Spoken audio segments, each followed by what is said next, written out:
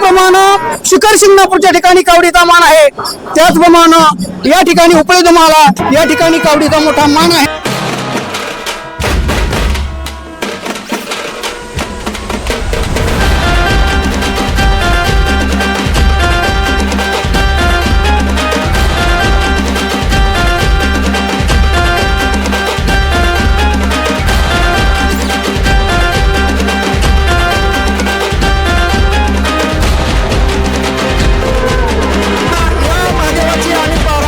भेट वर्षाच्या काटाला चैत्र महिन्यामध्ये द्वादशीच्या दिवशी एकादशीच्या दिवशी या ठिकाणी काठी रामेश्वरापासून महादेवापर्यंत येते आणि द्वादशीच्या दिवशी जशी शिंगणापूरला काठी कावड निघते तशीच काठी कावड आमच्या महादेवापासून या नगरीला प्रदक्षिणा करून उजवा घेऊन रामेश्वराच्या भेटीला काठी कावड जाते.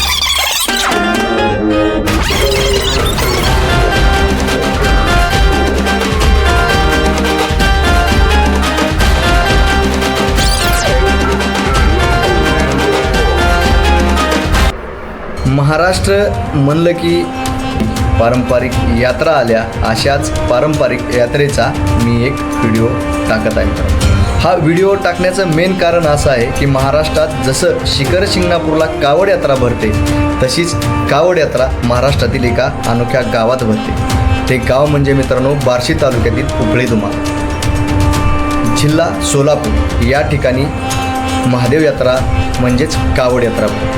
तर ही कावड यात्रा कशा स्वरूपाची असते, कशी असते, ह्या यात्रेचं सर्व स्वरूप इत्थंभूत मी या व्हिडिओमध्ये टाकलं आहे. जर आपण ट्रेकिंग भाऊ यूट्यूब चॅनलला नवीन असाल, नवीन पाहत असाल तर प्लीज खाली सबस्क्राईब हे बटन दिलं आहे, त्या सबस्क्राईब या बटनावर सबस्क्राईब करा आणि चला पाहूया आपण महाराष्ट्रातील अनोख्या गावची अनोखी यात्रा म्हणजेच महादेव यात्रा. जय हिंद, जय महाराष्ट्र. एकादशीच्या दुसऱ्या दिवशी द्वादशी दिवशी कावड सकाळी सकाळी धुवून आणली जाते. कारण धुवून आणल्यानंतर कावड आपल्याला सुसज्ज करायची असते, सजवायची असते, नाना प्रकारचे वस्त्र आपल्याला त्यावरती चढवायचे असतात. नंतर बराच साज आपल्याला त्या कावडीभोवती करायचा असतो. तर कावड मंदिरामध्ये धुवून आणल्यानंतर पारंपरिक पद्धतीने आरती केली जाते. जशी गावच्या विविध परंपरा असतात तशाच ह्या गावात देखील एक अनोखी परंपरा आपल्याला पाहायला मिळते, किंवा ह्या भागात सर्रास ज्या गावची यात्रा असते त्या गावात ह्या सर्व गोष्टी आपल्याला पाहायला मिळतात. गावात एकादशीच्या संध्याकाळी नायकिनी म्हणजेच नृतिका किंवा आमच्या इकडे याला बाया नाचवणे असं म्हणतात. तर हा कार्यक्रम असतो. हे प्रत्येक गल्लीत प्रत्येक चौकामध्ये ह्या गोष्टी आपल्याला पाहायला मिळतात. कारण की हा देखील एक पारंपरिक पद्धत किंवा परंपरेचा एक भाग मानला जातो. लहान थोर मंडळी यामध्ये समाविष्ट असतात.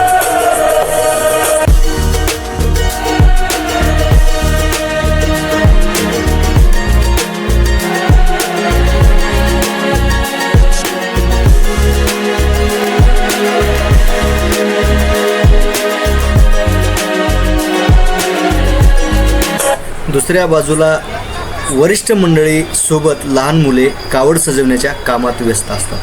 कावड सजवणे म्हणजे मोठा भाग किंवा मोठा टास्क. ह्या कावडीला बांधायला किती कपड्यानं बांधता तुम्ही? 25 मीटर. 25 मीटरला लाल का 25 मीटर. पांढरा 25 मीटर, लाल का 25 मीटर. दोन्ही एकावर एक लावायची. हा पहिला पांढरा घ्यायचा नंतर मग लाल घ्यायचा.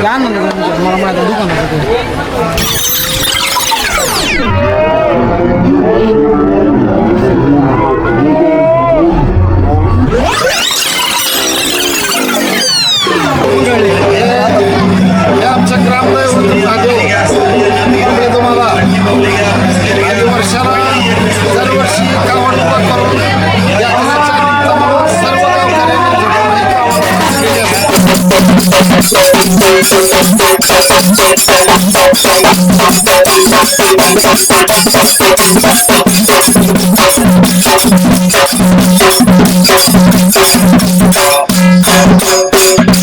कावडीवरती जे आपले जंगम महाराज चढत असतात त्यांच्याकडनं आपण थोडीफार माहिती घेऊया की काय स्वरूप असतं, कसं असतं, कावड कशा प्रकारची असते, या सगळ्या गोष्टी आपल्याला आता हे आपल्याला समजावून सांगतील. पार्वती पदे शिवार प्रभू रामचंद्राच्या पदस्पर्शानं पावन झालेल्या उपेदमाला रामनाथ चोपळे ग्रामदैवत शंभू महादेव. मी श्री दिलीप सुभास्वामी उपेदमाला महादेव देवस्थान पुजारी आपणास यात्रेसंदर्भात थोडक्यात माहिती सांगत आहे. चैत्र शुद्ध प्रतिपदा ते रामनवमी या काळामध्ये एकादशी दिवशी महादेव रामेश्वर भेट होते. महादेव मंदिरात रामेश्वराची मूर्ती आणून ठेवतात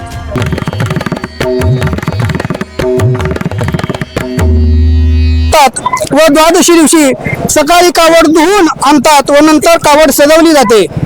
दुपारी 3 ते 4 दरम्यान कावडीची सजावट करून सवाद्य मिरवणूक निघते. सर्व धर्माचे भक्त या कार्यक्रमात सहभागी होतात. कावड मिरवत नदीस नेतात. वाळवंटात कावड खेळवली जाते. सूर्यास्ताच्या वेळी कावड घाटावर घाट चढवून जाते. समाधान सुद्धा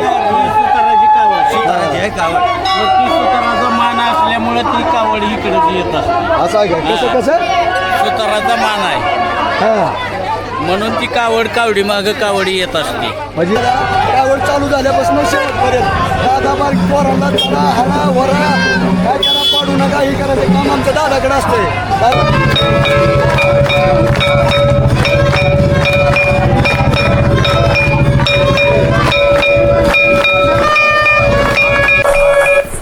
मोठ्या उत्साहात महादेवाची आरती होते.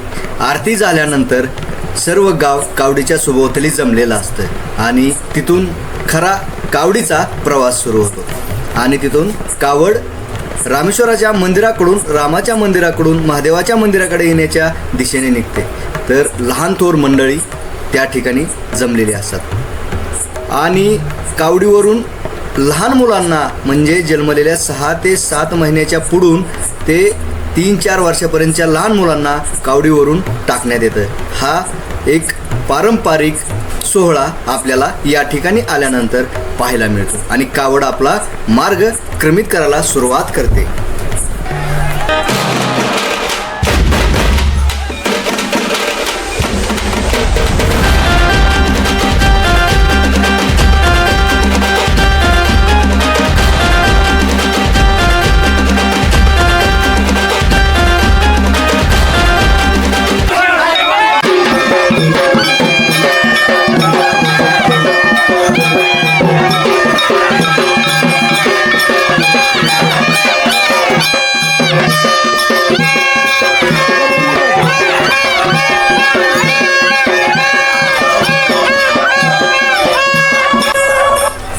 सर्व जाती धर्माचे लोक मनोभावी महादेवाची गर्जना करून कावड मंदिरासमोर नाचवली जाते आणि कावड नाचवल्यानंतर कावड नेण्यास सुरुवात होते. कावडीच्या समोर लहान कावड सगळ्यात अगोदर निघते आणि लहान कावडीच्या पाठोपाठ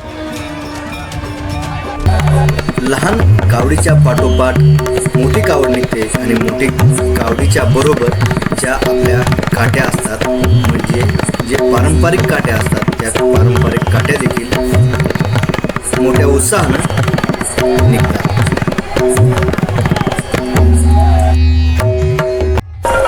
कावडीच्या समोर हलगी आणि संबूळ अशा बरेच वाद्य काम असते. त्यासमोर बरीच मुलं असतात.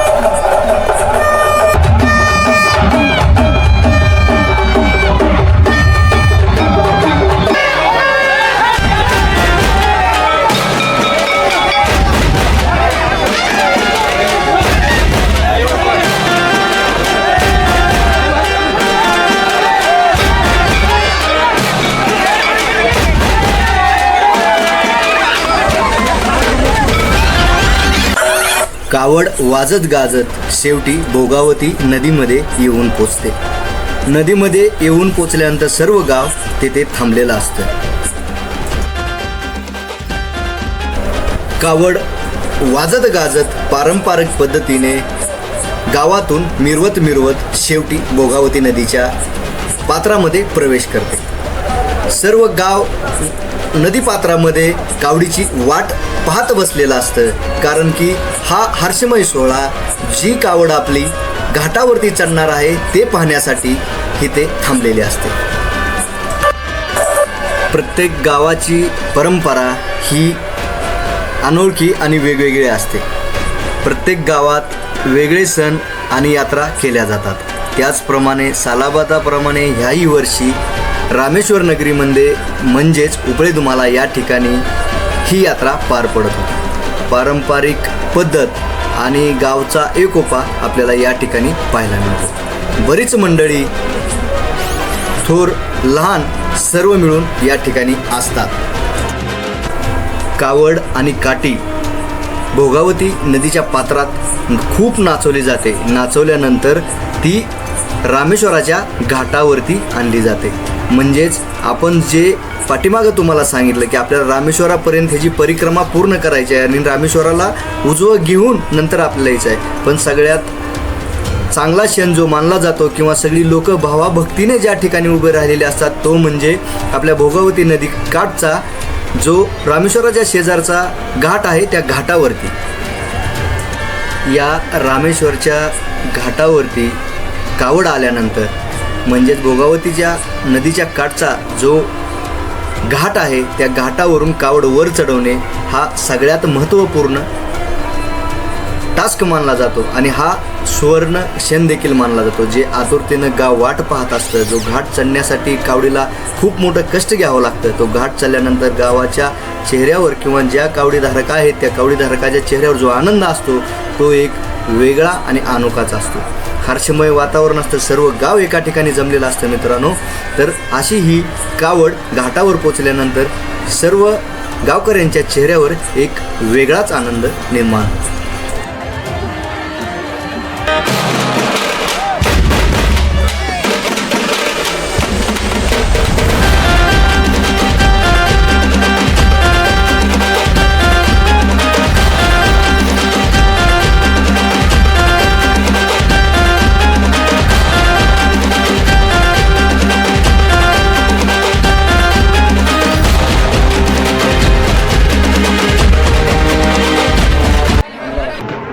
घाटावर क्षणभर विश्रांती घेऊन कावड पुन्हा आपला मार्ग सुरू करते.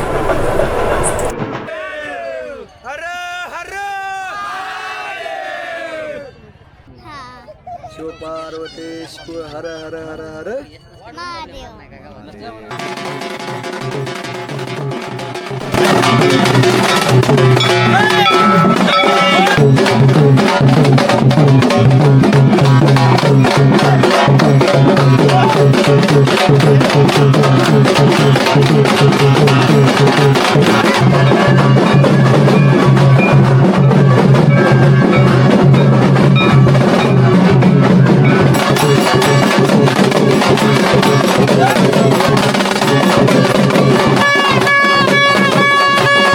शेवटी वाजत गाजत लहान थोर मंडळी नाचत कावड मंदिराच्या आवारामध्ये येऊन पोचते.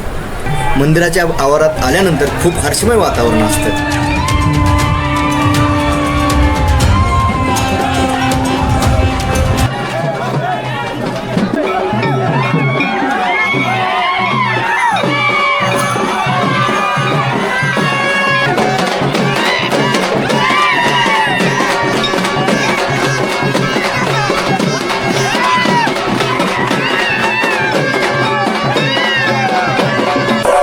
पारंपरिक पद्धतीने कावड मंदिराच्या शेजारी आल्यानंतर जे कावडीसोबत असतात त्यांना कावड पोचवल्याचा खूप आनंद होतो.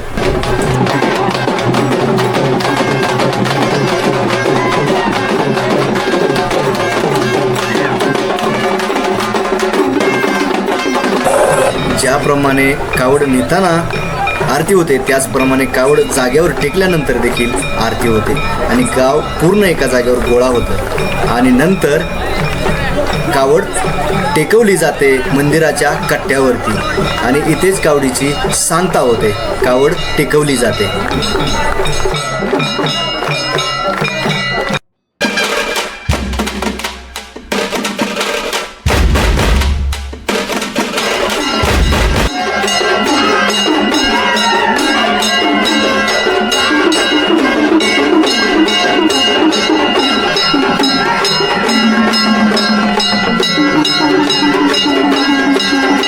मित्रांनो, ज्याप्रमाणे कावडीचा उत्सव होतो त्याचप्रमाणे ह्या गावात कुस्त्याचा देखील जंगी फड होतो.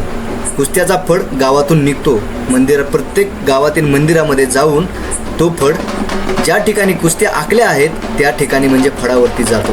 तर त्या टायमिंगमध्ये सर्व ग्रामस्थ, प्रमुख मंडळी आणि जुने पैलवान मंडळी यामध्ये उपस्थित असतात. सुरुवातीला लहान लहान मुलांच्या एक सुरेख अशा कुस्त्या भरवल्या जातात. सुरुवातीला छोट्या छोट्या कुस्त्या असतात, नंतर मोठ्या कुस्त्या भरतात. या वर्षी देखील सालाबाताप्रमाणे खूप चांगलं नियोजन केलं होतं. या उपळेदुमाला गावाचं आणि तांबड्या मातीचं जरा जवळचंच नातं आहे. लहान थोर मंडळी खूप कुस्तीप्रेमी आहेत आणि सुरेख प्रकारच्या कुस्त्या येथे भरवल्या जातात. प्रीती कोली श्रीपत पिंपरी आणि आनंदी शिंदेला लावून अत्तर नजर रोखुनी नजरेलाही आयुष्याला द्यावे उत्तर. मुली कुस्त्या लढायला लागल्या, डंकी मारून वरती येण्याचा प्रयत्न करतो आणि समर्थ बाहेर गावून आलेले लाल मातीशी नाता असणाऱ्या लोकांचा सत्कार देखील इथे करण्यात आला. गावात नामांकित पैलवान असणारे बरेचसे लोक होते आणि गावातील जुने पैलवान रामनाथ बापू देखील तिथं पंच म्हणून हजर होते. आलेले संदीप मोहिते आणि किरण मोहिते हे भाऊभाऊ रामलक्ष्मी वाणीवार आणि विनयशीलता 4-5 वर्ष बघा या दोन्ही पोरातला एखादा पोरगा महाराष्ट्रातला लई मोठा पैलवान झालेला असेल.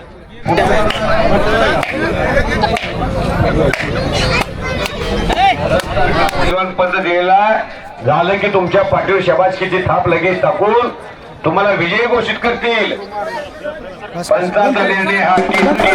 गावातील एक मुलगा मिलिटरीमध्ये गेला आणि एक पोलीसमध्ये गेला, त्यामुळे यात्रा कमिटीने त्यांचाही सत्कार केला आणि त्यांना देखील सन्मानित करण्यात आलं.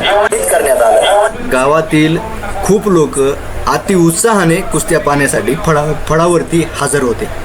कारण की मित्रांनो, हा फड खूप छान भरला होता आणि कुस्त्या देखील खूप आखीव रेखीव आखल्या होत्या. पोस्टरवरच्या सगळ्या कुस्त्या होत्या, त्यामुळे गाव देखील हजर होते.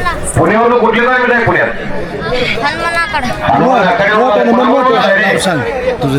श्रीकांत सौरभ जाधव या कुठं सराव करतो?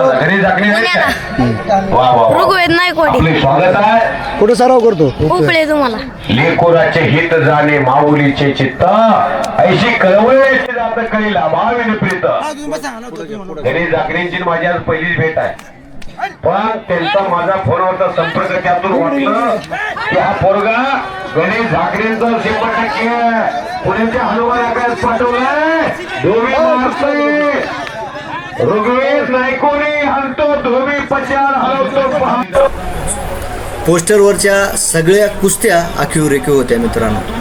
50,000 71,000 आसपास ह्या सगळ्या कुस्त्या आखलेल्या होत्या.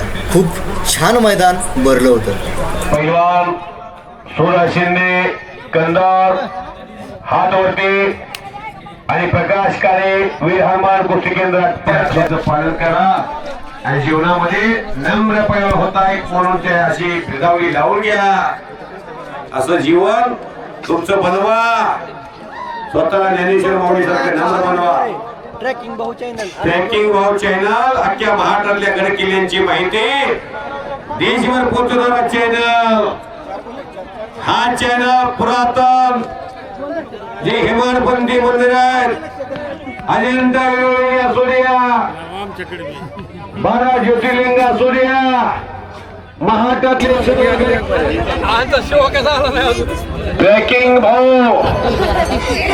भला मोठा चॅनल आहे लई सबस्क्रायबर आहे श्रीराम शेळके हे ट्रेकिंग भावावरती प्रेम करतात शांतता आहे त्याच विपरीत आवाज इतकी स्तब्धता आहे महादेवाची यात्रा आहे आणि वाचलेला आहे प्रकाश बॅग थ्रो मारलेला होता बसूनच त्याला धाडस असावं लागतंय धाडसाला पर्याय नाही पण प्रकाश 2 किलो वजन गटातला पैलवान आहे 2 अस्सल हिरे आलेले आहेत शबाश मशीन चालल्यावर शरीर चालायला लागले दोघांचं वाजवा की टाळ्या माणसं आहेत माणसं आहेत टाळ्या वाजवा शबाश जोपर्यंत अंगात जान आहे तोपर्यंत थांबणे नाही धाडस धाडस नवाप्पा जगतापांचा पट्टा शिव शंभू केसरीचा मानकरी